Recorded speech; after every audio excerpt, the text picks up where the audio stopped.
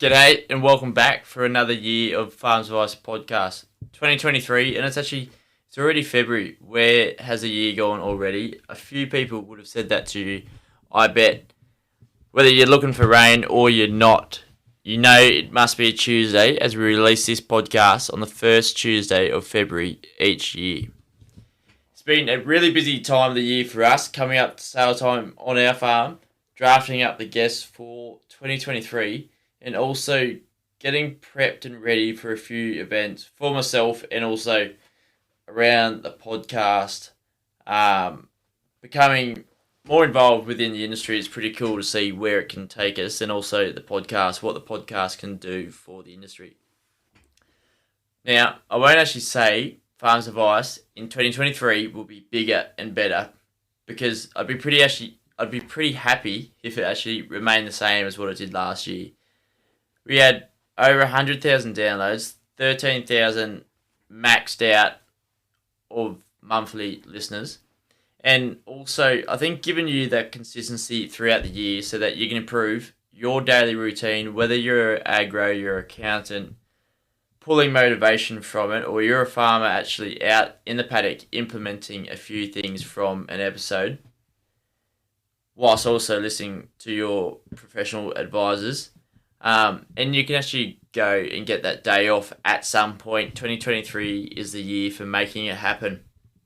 And also not making 24/7 working as romantic as it has been. Because it's not. We're all a little bit buggered after a long, bogged, drawn-out harvest, wherever you may have been bogged at. But 2023 is going to be good. I can smell it in the digit grass, and I can actually bloody feel it in the spear grass. There was actually a lot of grass around at home this year. Great to see, but also not really the spear grass. So, to kick off the start of Series 4, I thought I'd get a pretty special guest on. A guest that I've known for a fair while, and a guest that has known me for even longer. That guest is my old man, Steve. So, Steve, Dad, he's actually been around the traps for a while. Growing up around Wilkenya, and taking over the family farm. That family farm nearly made 100 years, but I can guarantee we'll try and get this one into 100 years. Whether that's up to me, we'll see. He's actually gone against the grain of the industry at times, and that's actually quite well suited him and us as a farming family in our decisions of what do we want to produce, what do we want to be, and why we're sort of farming, what do we actually want out of it. So actually, hopefully I get to see a few things into the way he thinks through this podcast. But, you know, he's actually instilled that work ethic in myself, our family, my brother. But now I'm actually trying to keep him here until at least 5 in the evening. So the roles have reversed. This podcast is for you in 2023, looking to make a difference.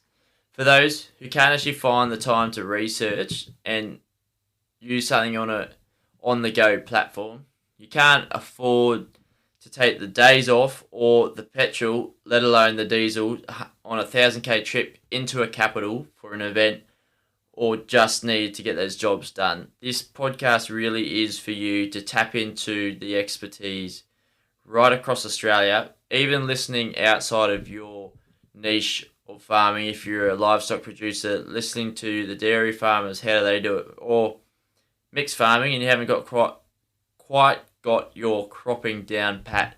You can listen into the agros and see what sort of tips they may have. Or let's get back into the office for 23 and make it happen. Get down to the figures and the details.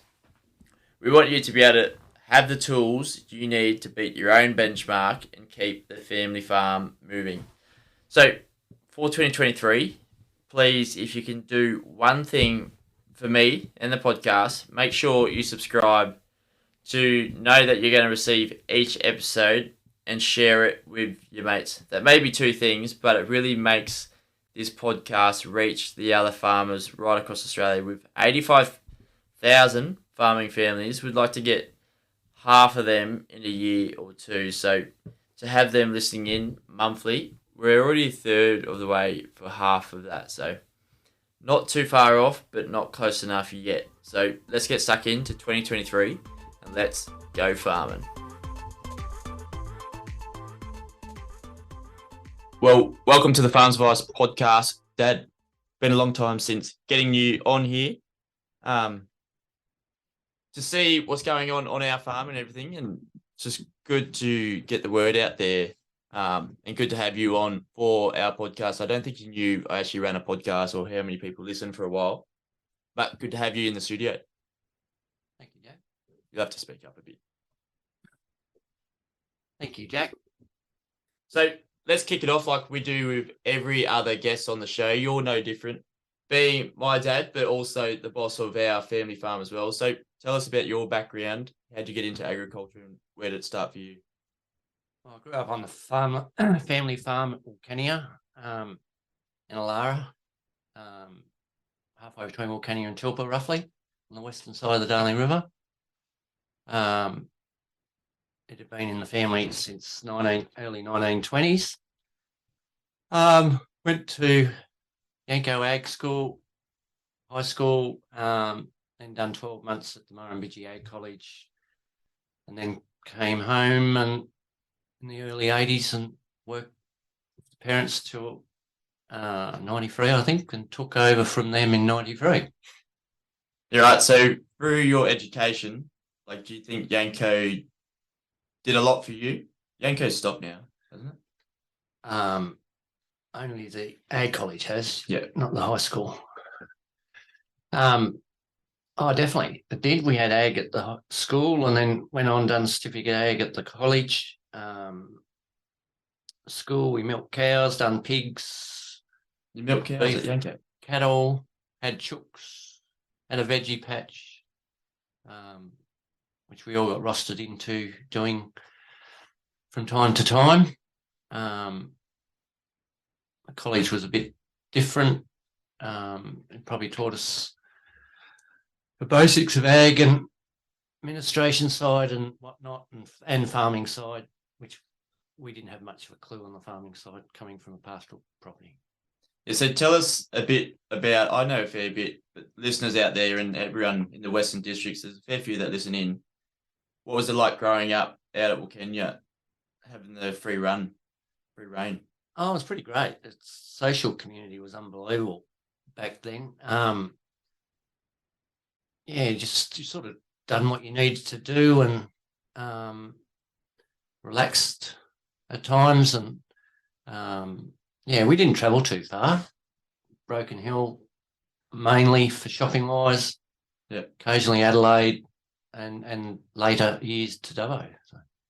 Good stuff. And your connection to agriculture, you've never really left agriculture, so always worked for yourself, for your parents, just like we're doing now. But from Wilcannia moving into Dubbo, what sort of changes did you see in like getting through those droughts out there? I know you were on the TV a bit when, was it 80s or 90s droughts? 90s. Yeah. In the 90s, what comparisons or differences is it from Wilcannia moving into the Central West? Oh, big difference. The main difference is the workload, I suppose. More intensive. Worms are a big burden. Continually drenching. Yep. Well, we didn't at Wilcannia, only occasionally. Different rainfall patterns, a higher rainfall pattern, which makes it hard, and not knowing too much of the cropping or establishing pastures either coming from out west. We used to do some floodplain cropping out there, but that was sort of basically it. Yeah. Coming here, and you've got to watch that weather because sometimes it's either too wet or too dry. So, well, the other day I was looking at our shed. We've got all the gear and no idea at the moment. Out there, we probably just had 5 bikes and a plane back in the day. Coming into using a lot more equipment here in the Central West, being more intensive in cropping and pastures and everything alike. Yeah,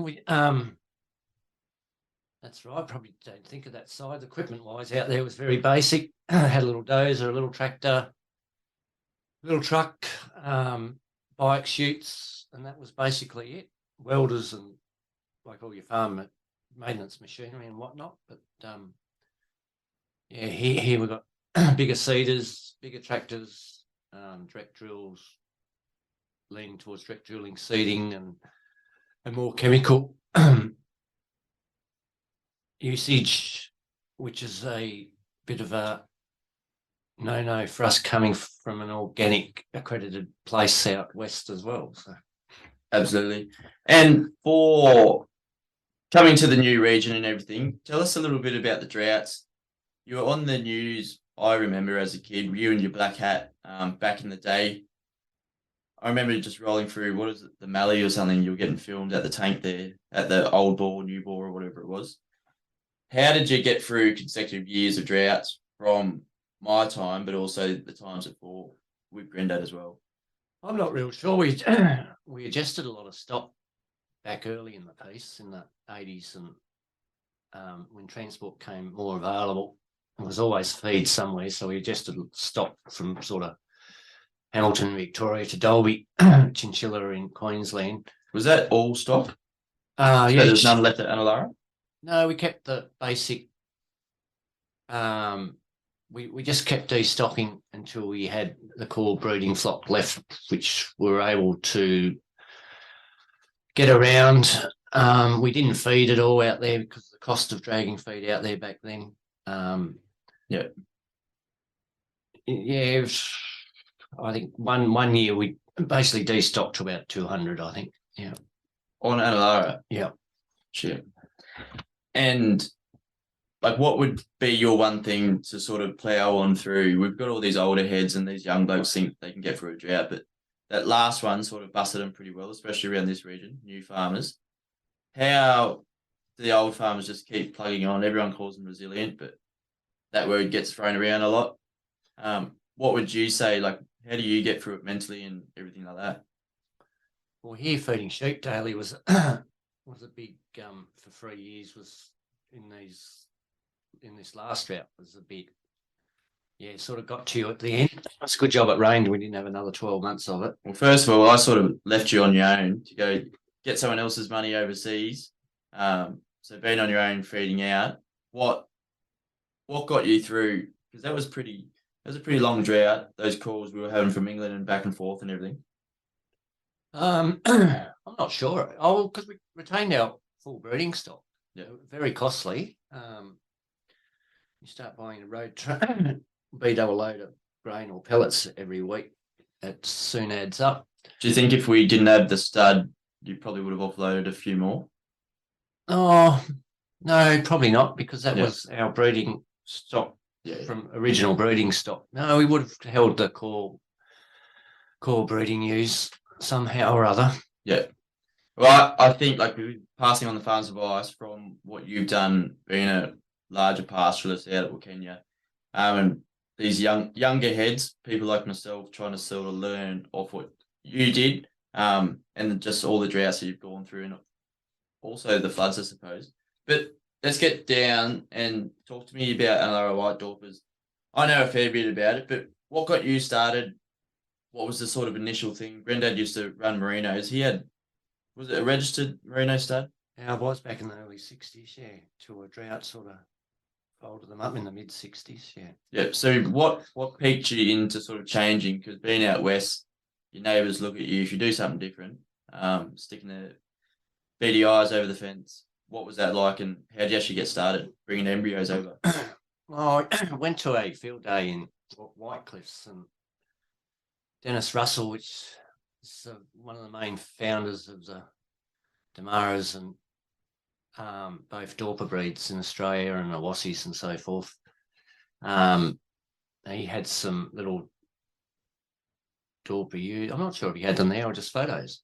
Yeah. And they were a bit impressive, and I thought, well, perhaps they're worth a go, because we were sort of leaning towards goats a fair bit, drought preparedness-wise and another income. And we fenced off some paddocks for goats and so forth back in the 90s, and they just looked appealing as just a pure meat sheep, and we've never really I'd never done too much work on them prior to that, knowing that there were other sort of sheep breeds out there apart from the merinos and our traditional British breeds. But so we bought a couple of embryos. They got dropped off and they actually went to father's property at Narromine, and one was a ram and one was a ewe, and they were pretty impressive. That was 98. And what did you call them? Oh, one was Anna and one was Lara. So, and they made it up to Dubbo. They died just before we sold Anna Lara, eh? Yeah, they did. They were fair age, I think, both of them, 8s, 9s. But that was, and then I thought, because the Dorper breed was pretty new, I thought, well, why not start a little stud? And it's probably the worst decision I ever made, but because of the workload side of things. And we did, and then we bred up, bought more embryos in, another 20, another 30, and so forth. And that was the start of the stud side. And we done a lot of embryo transfers back in the early 2000s. Probably shouldn't have done that. Very costly, wrong advice on the genetics side of things. Yeah. We would have been better off breeding from our better genetics and just breeding up from them rather than doing big ET and AI programs. Just naturally like what we're doing now. I would think so, yeah. Yeah. And initially, Grandad wasn't too happy, was he, moving away from merinos? No, it surprised him, I think. But, yeah. And then I think those first couple of lambs really got to him, and then the next lot even got to him a bit more, and he then realised what we were up to, I think. So yeah, good stuff. And it's probably that adapt or survive, and survive, or probably you're looking towards going into meat sheep there. But Anna White Dorper to what it is today, how many years have we been running? It's been going since 98. So it's actually the 25th year we've been running this year. Yeah, I suppose more likely 2000 was when we sort of had the 30, 40 ewes or whatnot. And that was our commercial. We bought 10 rams and joined to the merinos commercially as well. And that first drop of commercial first cross lambs, that was probably the key turning point to go more that way back then. Having trouble with shearers, getting shearers when we needed them too, because I think we had, coming out of the 90s droughts, we had little lots that were sort of different shearings and crutching and flies and whatnot. I sort of got a bit over that, and I thought, wow, these sheep look pretty good, and that they were probably the best, some of the best lambs we've ever had, really, that first cross line. And we didn't actually get rid of them until, like, breed the merino out. Our last merinos. 2005 was our last shearing. Yeah. We'd spent a fair bit of time on merinos classing and getting the wool right and frame right. So we actually bought our best ewes, class ewes, to Dubbo. I think that was about 03, 04, because we're going more white Dorpers out west.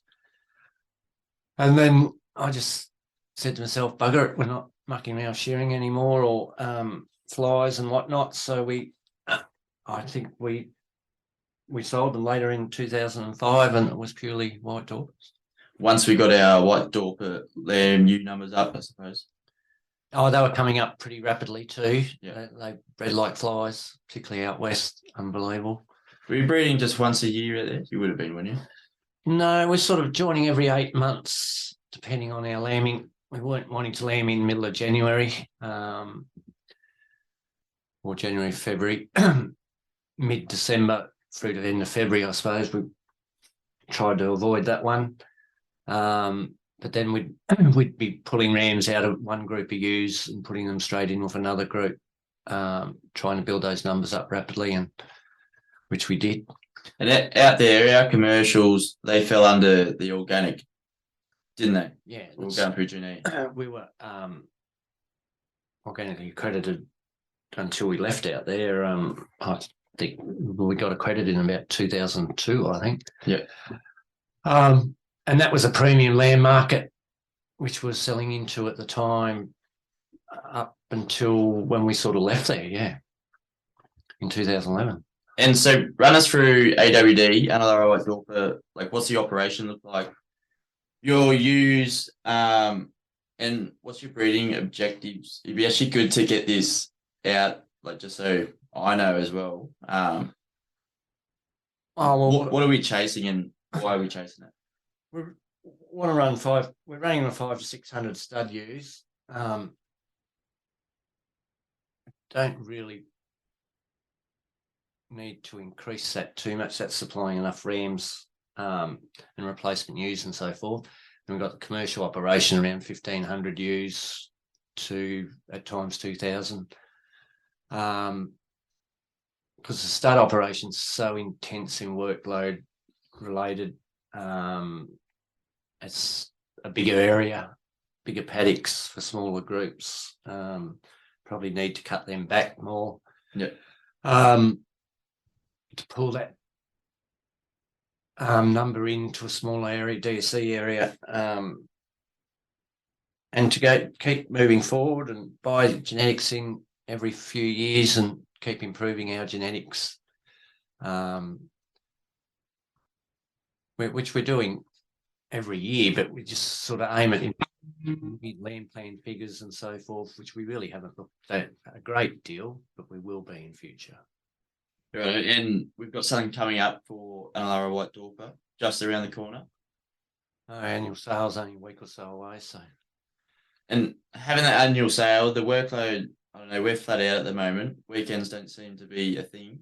Currently, what's involved in the sale? We've got 120 odd. We've increased our ram numbers. Been increasing it since the drought. 120 rams, got 10 stud ewes, and a couple of hundred stud and commercial white dorpers. And we introduced ultra whites here a few years ago. They're sort of impressive sheep. Yeah. More for the tablelands area.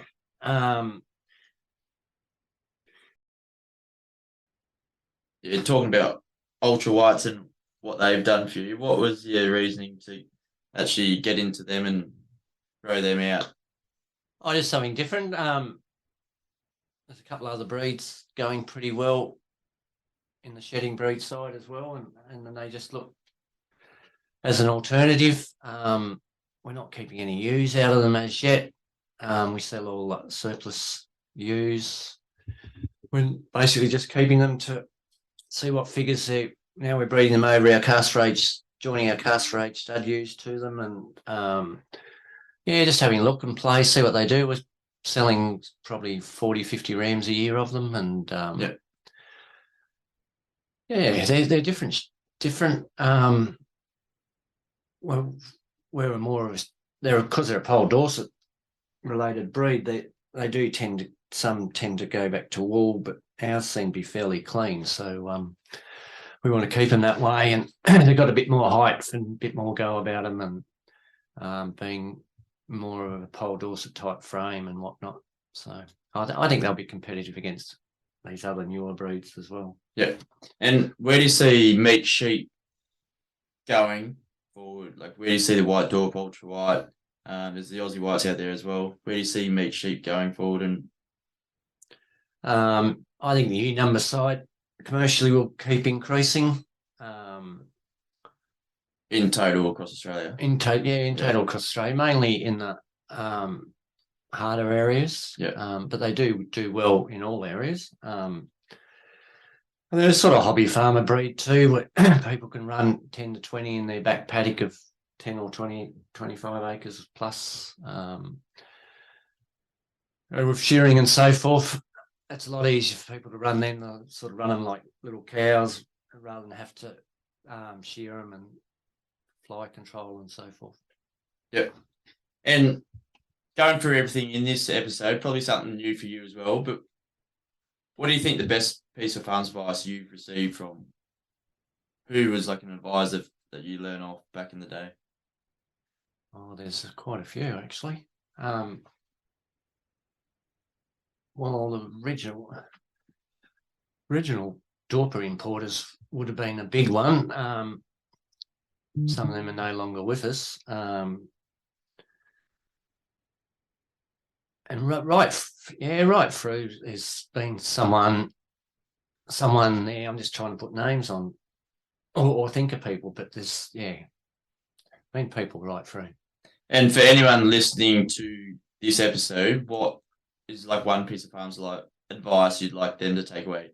Maybe going through all of those droughts, what would you be saying that one thing is?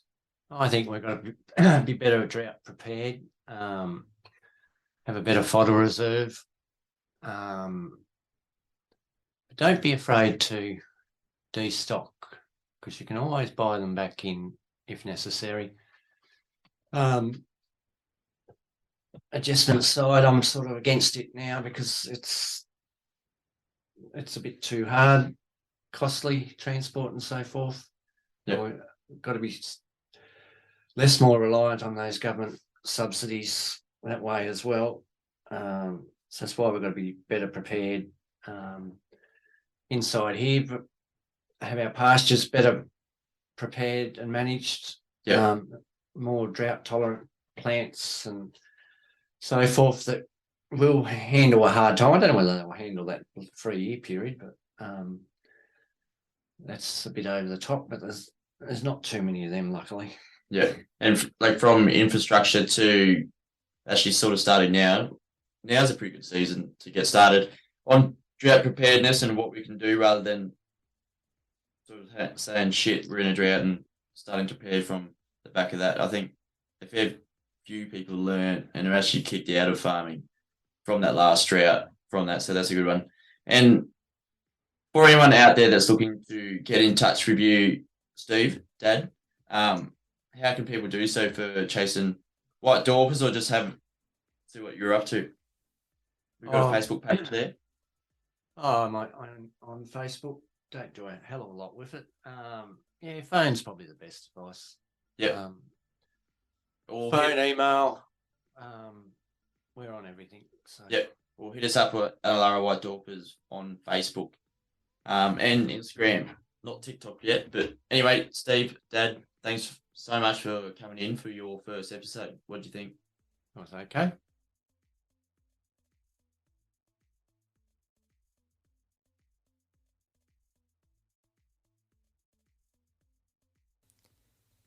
Thanks for tuning in to the very first episode for 2023 of Farmers Advice Podcast. We've got some exciting news that Farm Yarns is going to be a standalone podcast itself. So make sure you go across and subscribe to Farm Yarns. We'll have previous episodes on there, but also some exciting episodes coming up, and ones really straight from the heart.